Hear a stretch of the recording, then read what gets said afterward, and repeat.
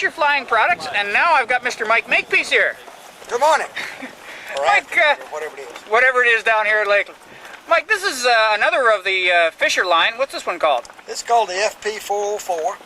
This was the first little biplane that they did. It's the predecessor to the Classic, which was basically a two-place version of this airplane. Okay. Now, this aircraft here, does it follow the same lines as the Fisher as far as construction? Yes, it's all wood, geodetic wings, strut braced. Oddly enough, it looks like a parasol till you get the bottom wings on it.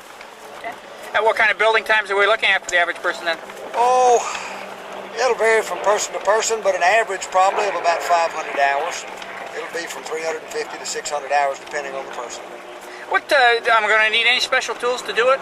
Well, you're going to need a screwdriver and a pair of pliers, and a 3/8 and a 7/16 wrench. A little modeler zone saw is real handy, and a piece of sandpaper and a drill of some kind.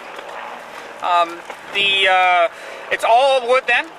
Basically, you'll see a little metal in here. The wing struts, the landing gear, the motor mount are all metal. It's all 6061 T6 aluminum.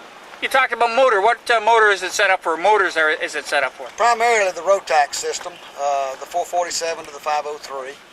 We've had them built all the way down to a 277, and I've personally flown one with a 277, but it's not a real strong airplane with that engine. If you were going to build one yourself, what engine would you recommend? 503. 503. With the 503, what kind of performance are we getting? Climb, cruise, stall? We're talking about a takeoff roll of about 90 to 95 feet, a climb rate of about 750 to 800 feet a minute, 70 roughly miles an hour cruise speed, stall speed around 30 miles an hour. Ground roll on landing, depending on the pilot, whether you have brakes or not, anywhere from 100 to 125 feet. Okay. What kind of fuel do we generally carry? 2-cycle. No, how much capacity? 5 gallons was what we got started with, because at one time this was built as an ultralight. If you want to go to the experimental model, we've got an 8-gallon tank of it. Okay. Now, the covering materials on the wings, is it standard aircraft covering? It is Stitz.